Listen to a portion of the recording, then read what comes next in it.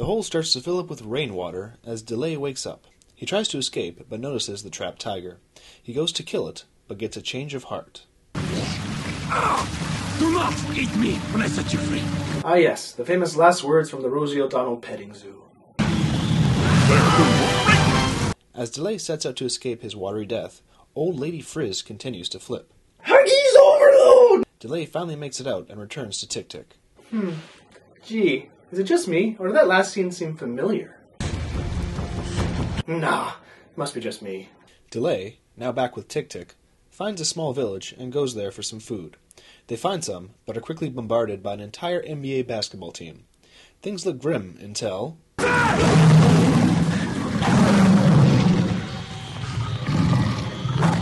Tony! Delay talks to the tiger, and he eventually goes away. The entire village, because of this, thinks Delay is the chosen one due to a prophecy that spoke of a man that could talk to tigers. The ancient prophecy spoke of a great legend that could talk to animals, and he was known as Dr. Dolittle. So, they discover that this tribe also speaks English, because I guess audiences hate reading subtitles, as they sit down for some food.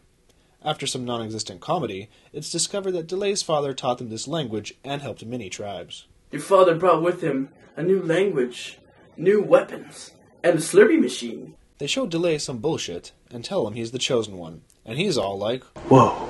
Tick Tick doesn't know what to make of it, but knows they need their help to take down the bad guys. The next day, the tribesmen say goodbye to their loved ones. You have no honor?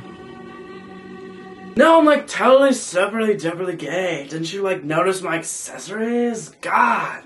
It is also revealed that the leader of the tribe's son has been taken, as the kid from before talks to him on their death march.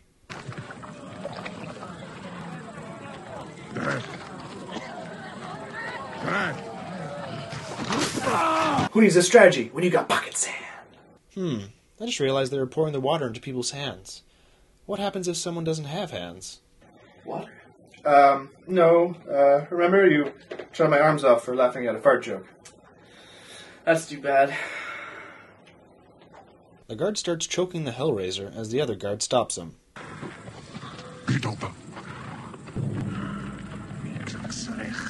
I am so kicking you out of the book club. Back with Delay, his other forces arrive. Them being the normies, the teeny boppers, the fuckfaces, and the, woodchins. Why wood? 'Cause I guess it's better than the poochins. Come on. I dare you to touch it. Delay meets with the leader when we get the first ever slow clap.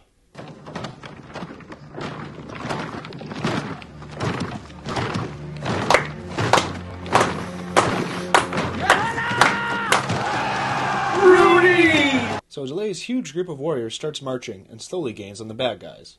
The entire group now thinks of Delay as a hero. What does it mean? They are your words. We must bring them down. Well, it's better than his first catchphrase.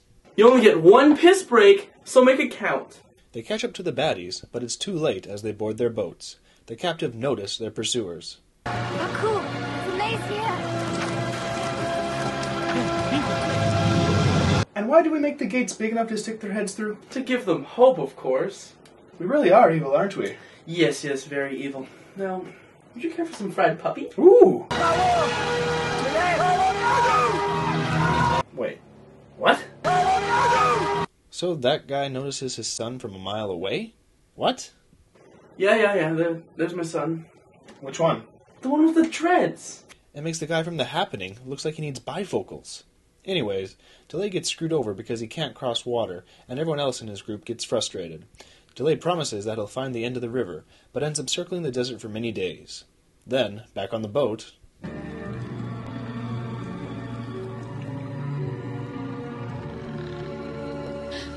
Oh, sorry to wake you. It's just, rape time. So, in a very quick while, Delay remembers that the stars can lead their way, as Grandmama falls down in the snow and can't get up. Delay guides his men all the way to the pyramids, where his people have been taken for slaves. At the top, the two youngsters look at the golden top of the pyramid. Well, I heard inside the golden top that it's pure caramel.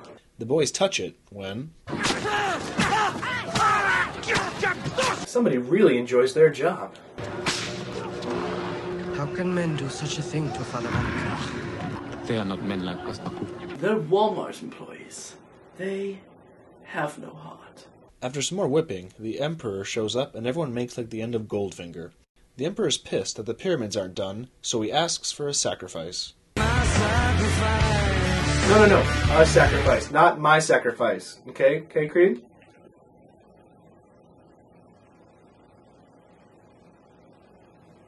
Okay, then. Really? Just throw him over the side? No beheading? No disemboweling? No Kali Ma? Come on, movie, get creative. Night falls and all the slaves get put in their cells. Delay and the other guy knock out a guard and sneak inside. There, they talk with everyone telling them of their plan.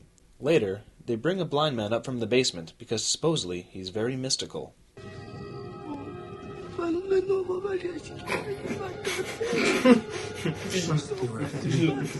Now there's only one left.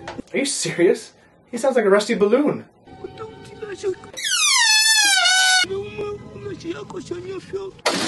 Some of the guards notice the body outside and investigate. Delay and Friend hightail it out of there, but are noticed by 3 guards. Realizing they could ruin everything, they run back to stop them. But thankfully, there's Tick-Tick.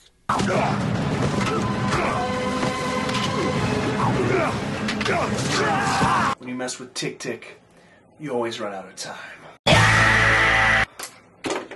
Seriously, let's just stop. Gee, is it just me, or did that last scene seem familiar? Nah, it must just be me. One of the guards sneaks up on Tick-Tick, killing him, as the main baddie talks with Evelyn. It turns out that he bought her for himself. Ha! She's grabbing his dagger! But that romantic scene is quickly cut short, as the Emperor's men show up to arrest him. And who could be behind this? Dick move, guy. Dick move. While handing over the knife, one of the guys notices some marks on her hand. This supposedly has something to do with the solar system, or something. I don't care. The next day, Delay and crew put their plan to work. They pretend to be slaves working for the Emperor when they start an uprising. The guards are summoned, and this one guy goes to take care of them. Who does this guy think he is? Neo? And since that day, the legend of Idiot Maximus has grown into the stupidest move in the history of man. Until Norbert, of course. So Delay stabs one of the mammoths, causing a stampede. It wipes out a bunch of the guards and causes the other slaves to join in. Then the movie works as such. Fight, fight, fight, fight, fight, fight, lunch break, fight, fight, fight, pinata break, fight, fight. Once that's all done, the whole crew storms the main building. But Delay's plans go awry, as Evelyn could be split in half. The Emperor pops out, causes everyone to bow down when this happens.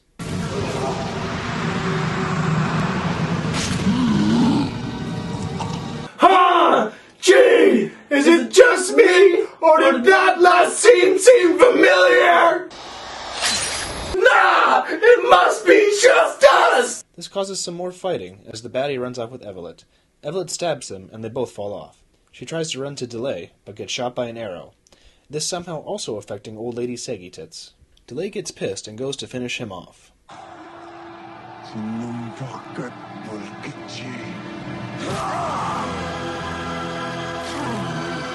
Where did he stab? He was sitting up, so... Ew. Delay, that's just off limits. I might not have her, but you will never have your dick. Delay then goes over to the dying Evelyn. Please.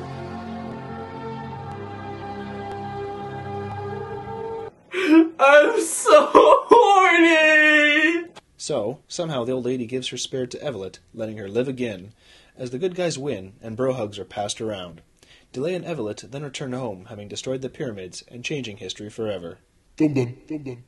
So all in all, 10,000 BC isn't the worst movie, but brings nothing new to the table. It's boring, I hate the fact that they talk English, and it borrows heavily from other, better films.